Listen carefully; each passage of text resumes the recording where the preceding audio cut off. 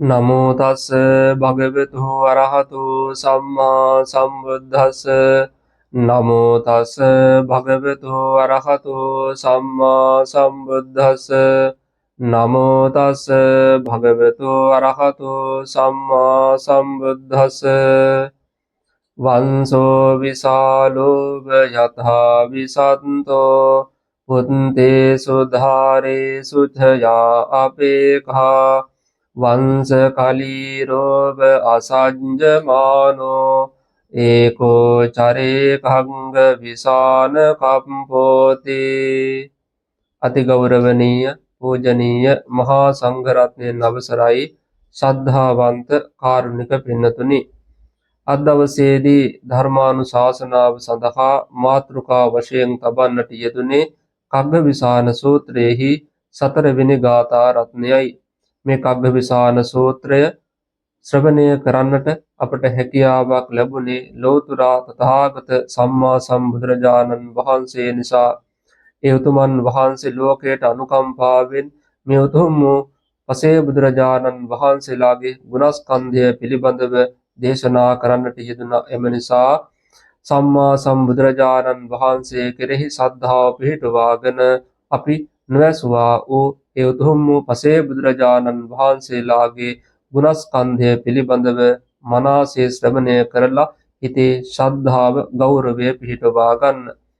4 වෙනි ගාථා රත්නය තමයි වංශෝ විසාලෝව යතහා විසත්තෝ පුත්තේසු ධාරේසු ච යා අපේඛා වංශ කලීරෝව අසජ්ජමානෝ ඒකෝ චරේ කග්ග විසාන කප්පෝ. යම් කිසි කෙනෙක්ට තමන්ගේ පුත්‍රයන් පිළිබඳව එවැගේම භාර්යාවන් පිළිබඳව යම් අපේක්ෂාවක් තියෙනවා නම් අන්න ඒ තැනැත්තා විශාල ලෙස වැඩුණා වූ අතුපතර ඔස්සේ එකට බැඳුනා වූ උණගසක් වගේ කියලා දේශනා කළා. ඒ වගේම මම වංශ කලීරෝව අසජ්ජමානෝ, ඒ උණ පඳුරේ මැද හටගන්න උණ ගොබය වගේ ඒකෝ චරේ කග්ග විසාන කප්පෝ, කිසිම දෙයක් පිළිබඳව කිසිම පුද්ගලයෙක් පිළිබඳව ඇලීමකටපත් නොවි කඟ වේනාගේ තනි අඟවින් එකලාව හැසිරෙන්නේ කියලයි ඒ පසේ බුදුරජාණන් වහන්සේ දේශනා කරන්නට යෙදුනේ.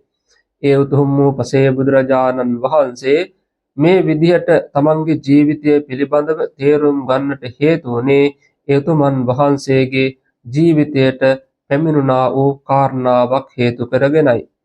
මේ පසේ බුදුරජාණන් වහන්සේ මේට කලින් පහළ වුණා වූ කාශ්‍යප සම්මා සම්බුදුරජාණන් වහන්සේගේ ශාසනයෙහි අවුරුදු 20000ක් පුරාවට ශ්‍රමණ ප්‍රතිපත්තිය සම්පූර්ණ කළා.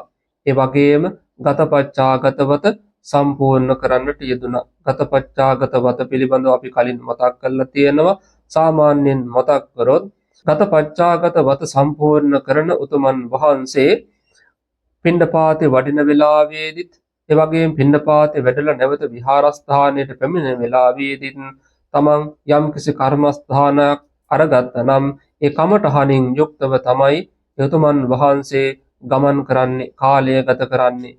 මේ විදිහට දවස් 30ෙම යෝනිසෝ මනසිකාරයෙන් කර්මස්ථාන ශීර්ෂව වාසය කරනවා නම් අන්නේ උතුමන් වහන්සේ තමයි ගතපච්චාගතවත සම්පූර්ණ කරන උතුමන් වහන්සේ.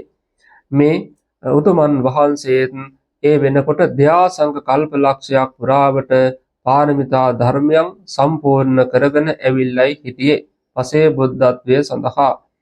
මේ ශ්‍රමණයන් වහන්සේ විතරක් නෙමෙයි, මේ පැවිදි උතුමන් වහන්සේ විතරක් නෙමෙයි, මේ පැවිදි උතුමන් වහන්සේත් එක්ක තවත් යහළුවන් දෙදෙනෙක් එනම් තවත් පැවිදි උතුමන් වහන්සේලා දෙනමක් මේ විදිහට ගතපච්චාගතවත සම්පූර්ණ කළා. මේ යහළු ස්වාමින් වහන්සේලා 3 අවුරුදු 20000ක් පුරාවට මේ ගතපච්චාගතවත සම්පූර්ණ කරමින් සම්මා සම්බුද්ධ ශාසනයෙහි ගුණ පූර්ණය කරන්නට යෙදුණා.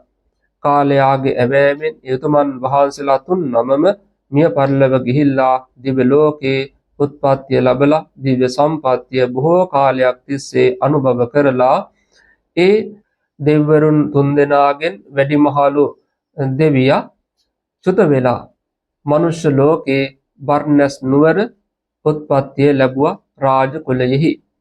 අනිත් දෙවිවරුන් දෙදෙනා පිටිසර පළාත්වල රාජ කුලයන්හි උත්පත්තිය ලැබුවා.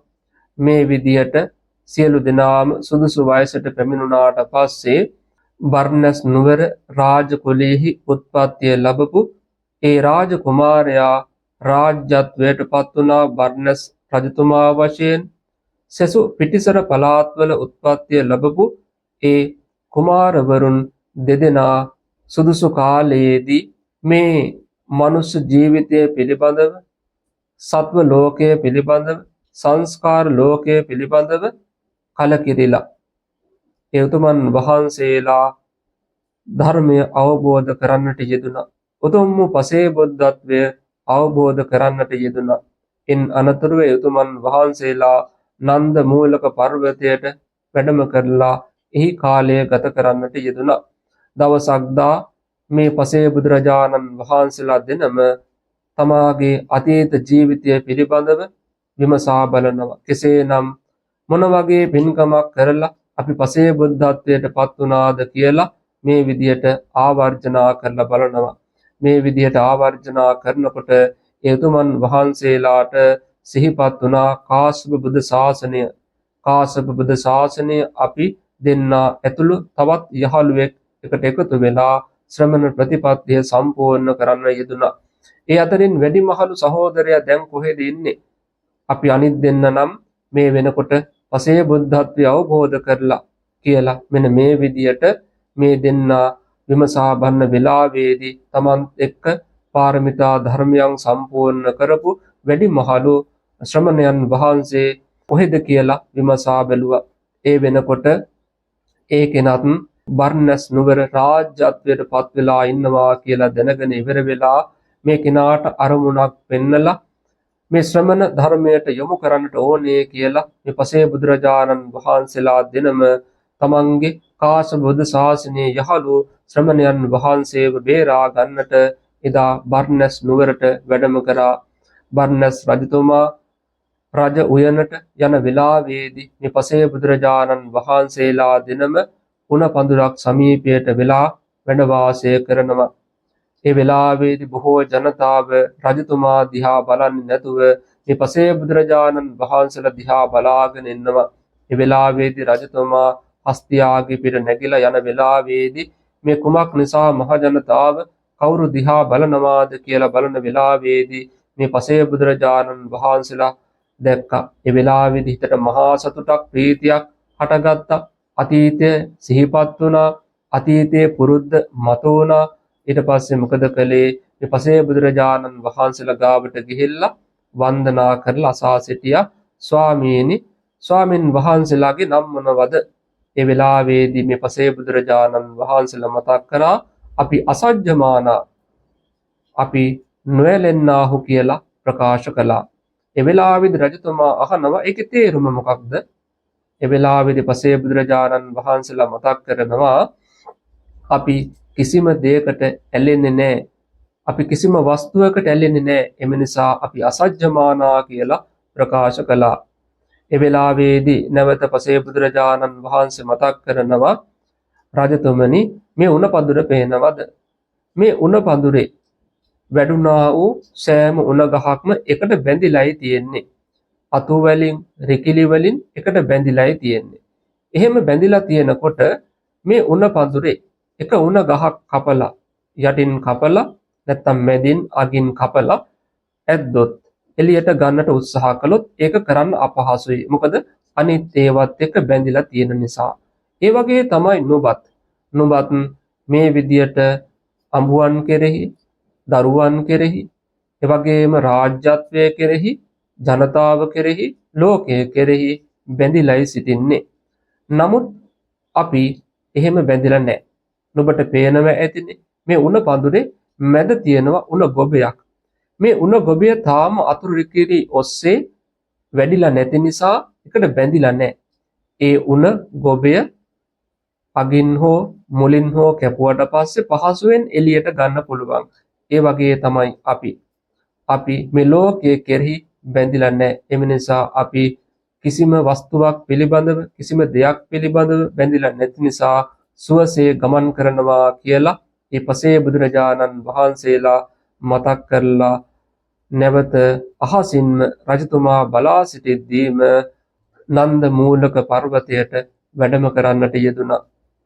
ඒ වෙලාවේදී මේ රජතුමා මේක පිළිබඳව විමසා බැලුවා. විමසා බලන වෙලාවේදී තේරුම් ගියා මමත් මේ විදියට වැඩුණා වූ උණගස් වගේ මේ ලෝකයේ කෙරෙහි බැඳිලායි තියෙන්නේ. ඒ වගේම මම ජනතාව කෙරෙහි, පුත්‍රයන් කෙරෙහි, අඹුවන් කෙරෙහි, ඒ වගේම රාජ්‍යත්වයේ කෙරෙහි බැඳිලායි සිටින්නේ. එම නිසා මේ බැම්මෙන් මම නිදහස් වෙන්නට ඕන කියලා මේ රජතුමා කල්පනා කරලා එතනම ඉඳගෙන ඒ බර්ණස් නුවර රජතුමා පංචස්කන්ධය පිළිබඳව, පටිච්ච සමුප්පාදය පිළිබඳව මෙනෙහි කරන්න පටන් ගත්තා. මොකද අතීතයේ පෙර හුරුවක් තියෙනවා. කාශ්‍යප බුදු ශාසනයේ ප්‍රතිපත්ති පුරවා අවුරුදු 20000ක් පුරාවට ඒ හුරුව තියෙනවා. ඒ විතරක් නෙමේ ඒ වෙනකොට දයාසංග කල්පලක්ෂයක් පුරාවට පාරමිතා ධර්මයන් සම්පූර්ණ කරගෙන ඇවිල්ලා සිටින්නේ. එම නිසා ස්වල්ප කාරණාවෙන් නමුත් ධර්මය අවබෝධ කරගන්නට සුදුසුයි. එහෙම තමයි පසේ බුදුරජාණන් වහන්සේලාගේ ස්වභාවය. ඒ බර්ණස් නුවර රජතුමා මොකද කළේ? එතනම ඉඳගෙන ධර්මය අවබෝධ කරන්නට යෙදුණා. ඉන් අනතුරුව තමන්ගේ අමාත්‍යවරු ඇවිල්ලා විමසුවාට පස්සේ තමයි දේශනා කළේ වංශෝ විශාලෝව යතහා විසද්දෝ පුත්තේසු ධාරේසු ච යා අපේකා වංශ කලීරෝව අසජ්ජමානෝ ඒකෝ චරේ කග්ග විසාන කප්පෝ. ඒ වෙලාවේදී අමාත්‍යවරුන්ට ප්‍රකාශ කරනවා, අමාත්‍යවරුන් පේනවනේ මේ උණ පඳුරේ වැඩුණා වූ උණගස් සෑම එකක්ම එකට බැඳිලායි තියෙන්නේ. අන්න ඒ වගේ තමයි මේ විදියට යම් කිසි කෙනෙක් පුත්‍රයන් කෙරෙහි, අඹුවන් කෙරෙහි, ජනතාව කෙරෙහි, ලෝකයේ කෙරෙහි යම් කිසි වස්තුවක් කෙරෙහි බැඳිලා සිටිනවා නම්, අපේක්ෂාවකින් යුක්තව වාසය කරනවා නම් ඒ කෙනා මේ විදියට විශාල වැඩුණු උණ ගහක් වගේ. ඒක නැවත කපලා එළියට ගන්න බෑ. ඒකට බැඳිලායි තියෙන්නේ. නමුත් මම මේ මැද තියෙන උණ ගොබය වගේ. ඒක තාම අතුරු ඉකිලි ඔස්සේ ගිහිල්ලා නැති නිසා පහසුවෙන් උණ පඳුරෙන් එළියට ගන්න පුළුවන්. ඒ වගේ තමයි මමත් දැන් කිසිම දෙයක් පිළිබඳව ඇලිලා නැහැ, බැඳිලා නැහැ. පුත්‍රයන් කෙරෙහි බැඳිලා නැහැ, අඹුවන් කෙරෙහි බැඳිලා නැහැ, ජනතාව කෙරෙහි බැඳිලා නැහැ. ඒ වගේම රාජ්‍යත්වයේ කෙරෙහි බැඳිලා නැහැ. කිසිම දෙයක් පිළිබඳව මම දැන් බැඳිලා නැහැ.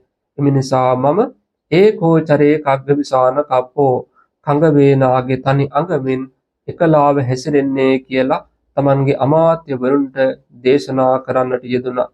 ඉන් අනතුරුව ඒ උතුමන් වහන්සේත් නන්ද මූලක පර්වතයට වැඩම කරන්නට යෙදුණා. සෑම පසේ බුදුරජාණන් වහන්සේ නමක්ම නන්ද මූලක පර්වතයේහි තමයි වැඩ වාසය කරන්නේ. එහෙනම් මෙන්න මේ 4 වෙනි ගාථා රත්නයෙන් අපට තේරෙනවා යම්කිසි කෙනෙක් තමන්ගේ වස්තුන් පිළිබඳව, එවැගේම තමන්ගේ දීපල පිළිබඳව, එවැගේම තමන්ගේ පුත්‍රයන් අඹුවන් පිළිබඳව මේ විදිහට ලෝකයේ පිළිබඳව, තුන් භවයේ පිළිබඳව අපේක්ෂාවකින් යුක්තව වාසය කරනවා නම් අන්න ඒ තැනැත්තා මේ සංසාරේ ගමන් කරන පුද්ගලයෙක්. ඒ කෙනාට කවදාවත් මේ සංසාරයෙන් නිදහස් වෙන්න හැකියාවක් ලැබෙන්නේ නැහැ. ඒ නිසා අපි උත්සාහවත් වෙන්න ඕන පුළුවන් තරම් මේ Taman පරිහරණය කරන වස්තුන් පිළිබඳව අපේක්ෂාව, ආසාව ටික ටික අඩු කරන්නට. මොකද ආසාව යම් කිසි දෙයකට වැඩි නම් ඒ ආසාව වැඩි වස්තුව හේතු කරගෙන අපට දුකක්මයි උරුමවන්නේ.